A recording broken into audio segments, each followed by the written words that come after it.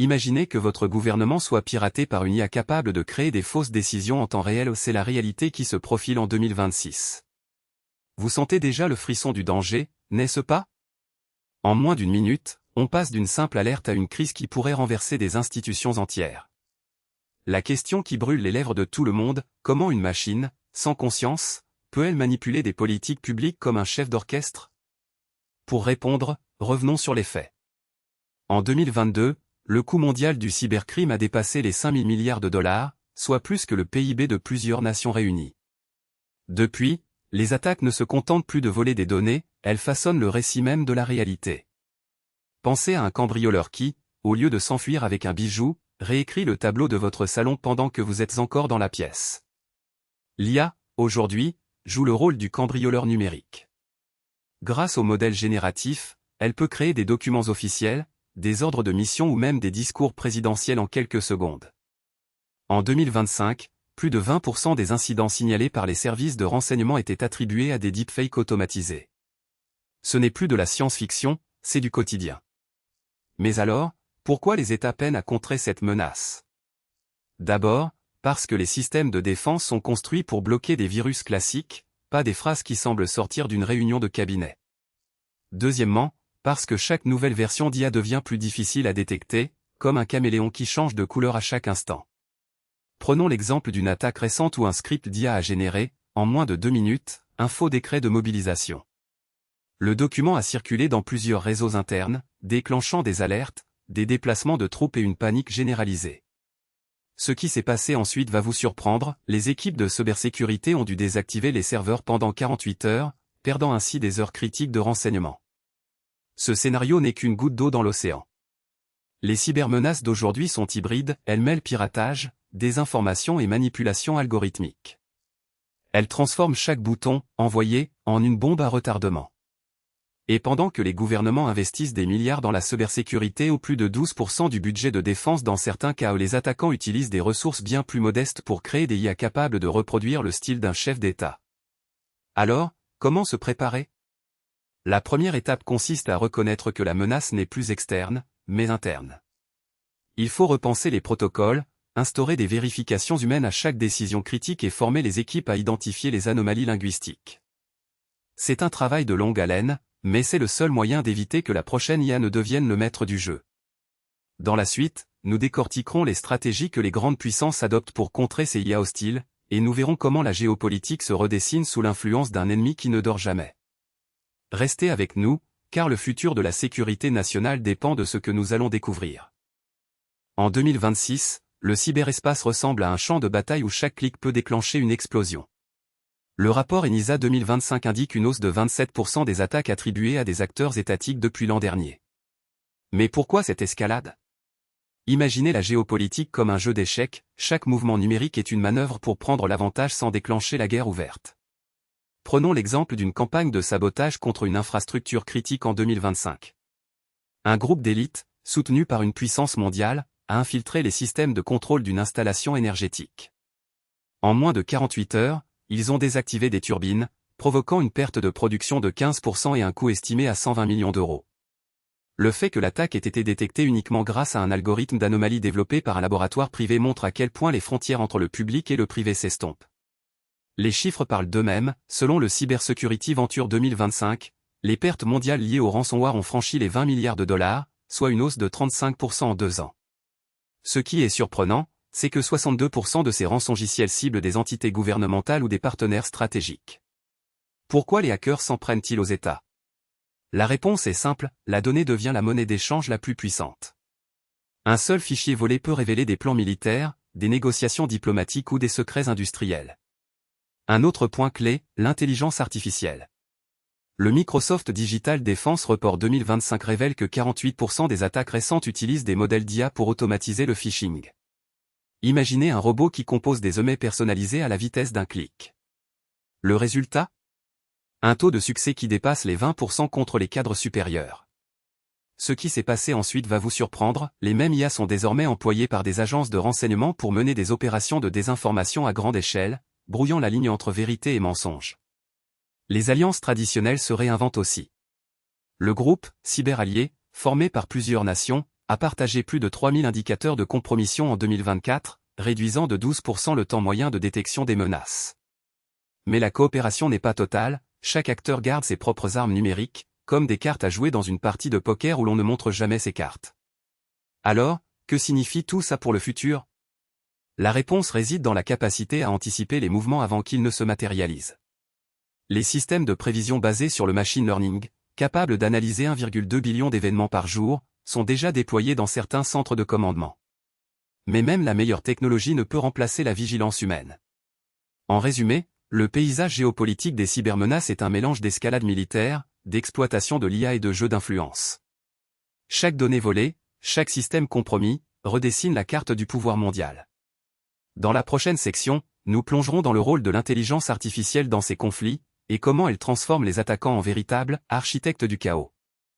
Les deepfakes, c'est un peu comme le couteau suisse de la désinformation, polyvalent, tranchant, et surtout, difficile à repérer.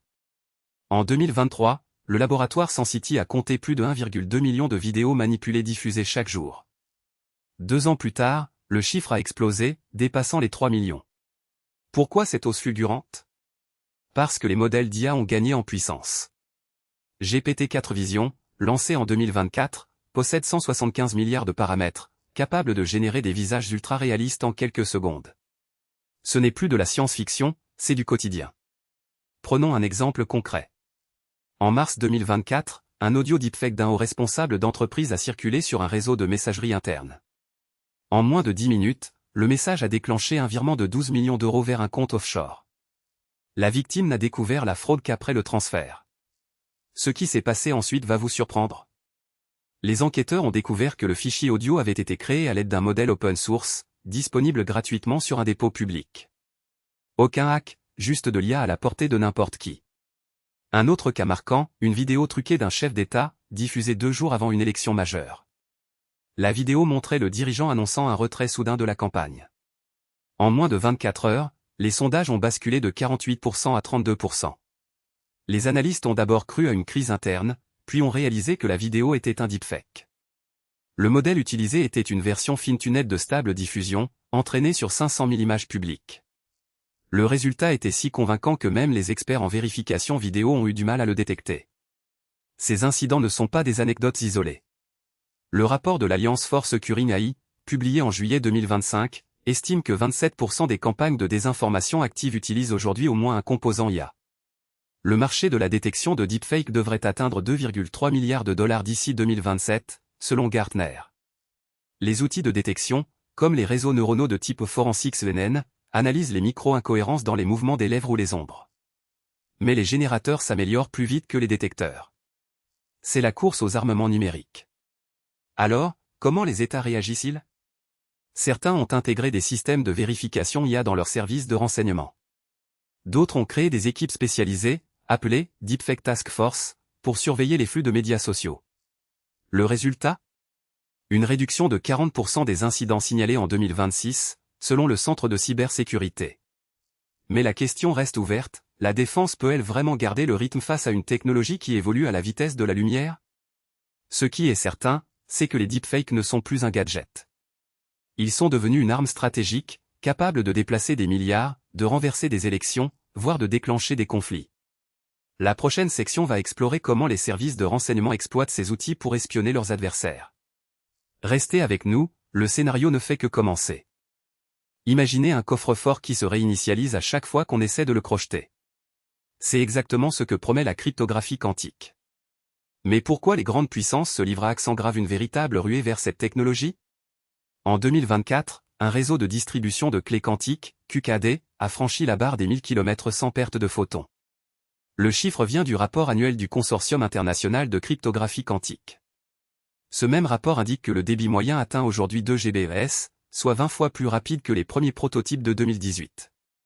Ces performances ne sont pas que du spectacle. En 2025, une agence de renseignement a dévoilé qu'elle avait intercepté 3% des communications chiffrées d'un groupe d'acteurs étatiques, grâce à une faille dans un algorithme, post-quantique, jugé sur l'an précédent. La fuite a été confirmée par le Centre d'analyse des menaces cyber, CAMC. Ce qui s'est passé ensuite va vous surprendre, les mêmes acteurs ont commandé, en moins de 6 mois, un prototype de QKD capable de sécuriser leur liaison critique. Pourquoi ce sprint? Deux raisons majeures. D'abord, la puissance de calcul des ordinateurs quantiques progresse à pas de géant. En 2023, le plus grand processeur quantique a atteint 5000 qubits, selon le laboratoire de recherche quantique. Les experts estiment qu'un ordinateur de 10 000 qubits pourrait casser les clés RSA de 2048 bits en quelques heures. Deuxièmement, la géopolitique du renseignement a changé. Les États veulent garantir que leur communication reste invisible, même face à des machines capables de résoudre des problèmes mathématiques en un clin d'œil. Prenons un exemple concret. Un consortium de plusieurs nations a lancé, en 2022, un satellite dédié à la QKD. Depuis, il a transmis plus de 12 millions de clés sécurisées à des stations terrestres, selon le rapport du programme spatial quantique. Le taux d'erreur est tombé à 0,1%, comparable à une connexion fibre optique classique. Cette réussite a déclenché une vague d'investissement. En 2025, les dépenses mondiales en cryptographie quantique ont dépassé les 8 milliards de dollars, d'après le Global Cybersecurity Investment Index. Mais alors, pourquoi certains acteurs restent sceptiques? La réponse tient en deux mots, coût et complexité. Installer un réseau QKD nécessite des fibres ultra pures, des répéteurs cryogéniques et des stations de détection capables de mesurer des photons uniques. Le prix moyen d'une station de base s'élève à 1,2 million de dollars, d'après le rapport de l'Institute for Quantum Computing. Malgré ces obstacles, la dynamique ne faiblit pas. En 2026, une start-up a annoncé la première démonstration d'une clé quantique générée à partir d'un dispositif portable de la taille d'une boîte à gants.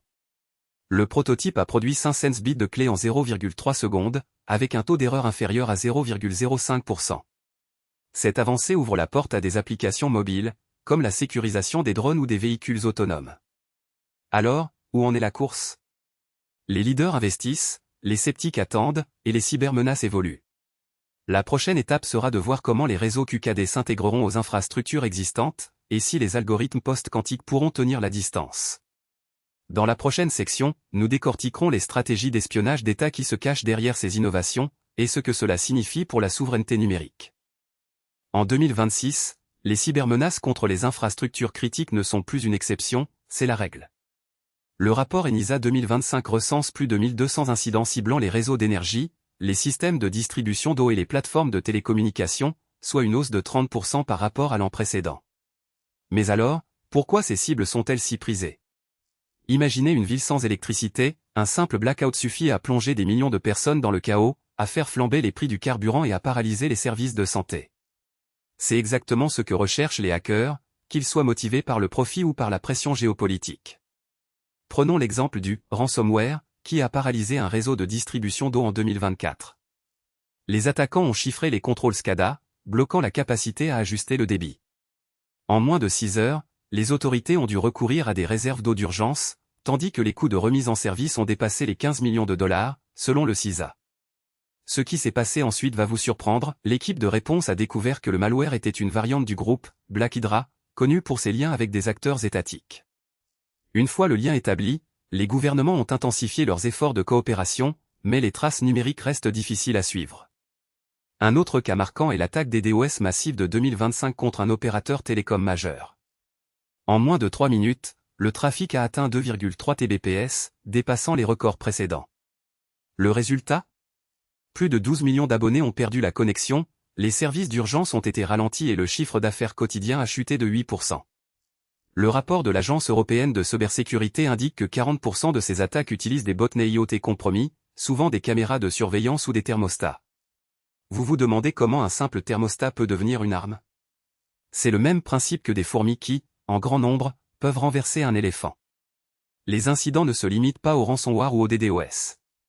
En 2023, un groupe de hackers a infiltré le système de contrôle d'une centrale nucléaire, modifiant les paramètres de refroidissement pendant 18 minutes. Aucun incident majeur n'a été déclenché, mais le potentiel de catastrophe était réel. Le ministère de la Sécurité intérieure a publié un avis soulignant que les vulnérabilités dans les protocoles industriels, comme Modbus et OPCUA, sont exploitées dans 27% des attaques contre les infrastructures critiques. Alors, quelles leçons tirer de ces chiffres? Premièrement, la vitesse de détection reste le maillon faible, le temps moyen entre intrusion et identification est de 72 heures, selon le rapport de l'OTCR 2025. Deuxièmement, la dépendance croissante à l'IA pour la gestion des réseaux crée de nouvelles surfaces d'attaque. Un modèle d'IA mal entraîné peut, par inadvertance, ouvrir des portes aux acteurs malveillants. Enfin, la coopération internationale, bien que renforcée, peine à suivre le rythme des innovations offensives. Ce qui est clair, c'est que chaque incident laisse une trace, même si elle est effacée rapidement. Et c'est justement cette trace que nous allons explorer dans la prochaine section, comment les États utilisent l'espionnage numérique pour anticiper les menaces avant même qu'elles n'éclatent. Restez avec nous, le jeu d'échecs cybernétique ne fait que commencer. On arrive au bout de notre tour d'horizon des cybermenaces 2026. Vous avez vu comment les États utilisent l'IA comme un sniper numérique, comment les réseaux de renseignement déploient des bots capables de créer des deepfakes en moins de 2 minutes. Mais alors, pourquoi ces technologies explosent-elles comme des feux d'artifice en plein jour? La réponse tient en 3 mots, vitesse, profit, impunité. Prenons l'exemple du ransomware qui a paralysé plus de 12 000 serveurs critiques en 2023, un chiffre qui a grimpé de 30% l'année suivante. Chaque minute d'arrêt représente en moyenne 250 000 $ de pertes pour les entreprises touchées. Imaginez un hacker qui, grâce à un modèle d'IA entraîné sur 5 millions de documents, trouve la faille la plus vulnérable en 3 secondes. C'est le même principe que le GPS qui vous guide vers la station-service la moins chère, mais appliqué à la sécurité informatique. Les États, eux, ne sont plus de simples spectateurs. En 2025, un groupe d'espionnage a déployé cette IA autonome capable de siphonner des données sensibles sans jamais déclencher d'alerte.